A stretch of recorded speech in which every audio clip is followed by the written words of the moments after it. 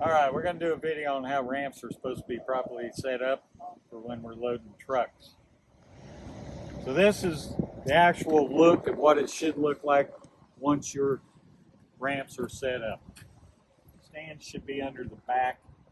All the brakes should be set on the tractor. Ramps should be strapped or chained to the trailer. Then we're going to go to the front. We're going to dump the air.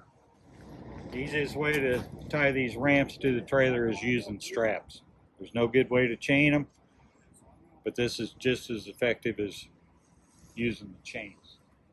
You want to make sure all your pins are in, all your hairpins are in. Anytime you remove a pin or a hairpin, make sure that you lay them on the ground and don't forget to put them back in and replace the hairpins. Once we know all the brakes are set, everything's all hooked up, we're going to go in the front box. We're going to exhaust the air on the trailer. Best thing you can do is leave the box open. That way you'll remember to turn the air back on the trailer. We always do this in the spread setting. We never shorten up, we never shorten ramp using one set of ramps. This is where our failures always happen. Once everything's exhausted, come back to the back. Takes a while, but it should set down on the blocks. If it doesn't, it's no big deal, but once the trailer compresses down, at least they are underneath the bumper for if you're loading something really heavy. It does give a little bit more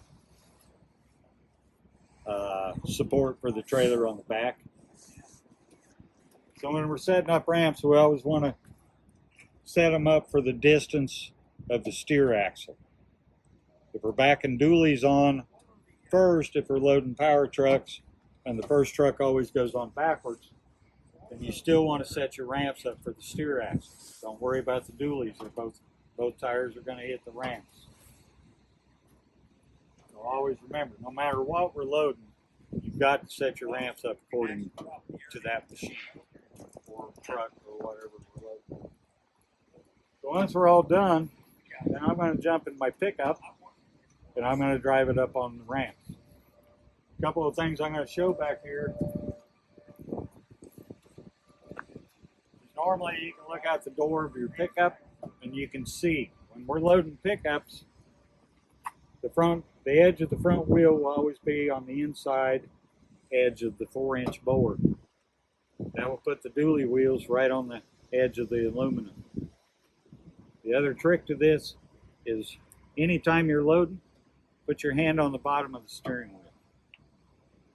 Whether you're going on or you're coming off the trailer, as long as your hand's on the wheel, you can look in the mirror and you won't have the tendency to be turning the steering wheel all the time. So I'm going to jump in my pickup.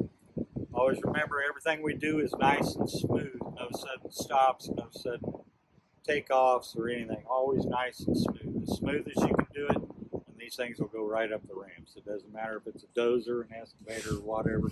It'll just walk right up that ramp.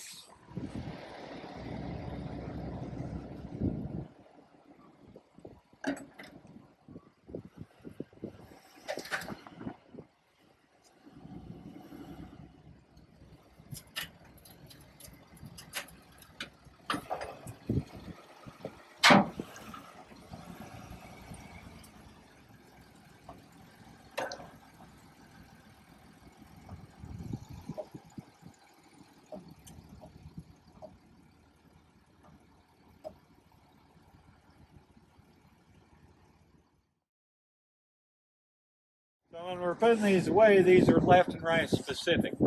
So these right now, they're supposed to be marked up here. These ramps are wore real bad so you can't see the L's and the R's on them. But you always want to remember, they're designed to go with the tread to the back. If you have to turn them around, then your rights will be on the left and your lefts will be on the right. And it's important that we put these away right, because if we don't, then we got the ramp set clear back here. We got 18 inches from the step to the back side of the ramp. That's 1,800 pounds when we're belly loaded. This is where you guys are getting in trouble on your weights, on your spread, when you try to belly load, because you can't get your load up tight enough to the deck. So we got 18 inches here. If you put the ramps in wrong, then the next guy, he's either got to turn them around right, or he could be looking at 2,400 pounds or 2,500 pounds over on because he can't belly load. The other issue we get into, you guys got to remember, if we're trying to bottom deck, always remember on the load, if we've got 10 foot of top deck up here, then we got 11 and a half here. If we're going to load these trailers and belly load them, when you get done, you need 11 and a half feet from the back of the trailer to the load. And you can't hardly go wrong besides gross weight.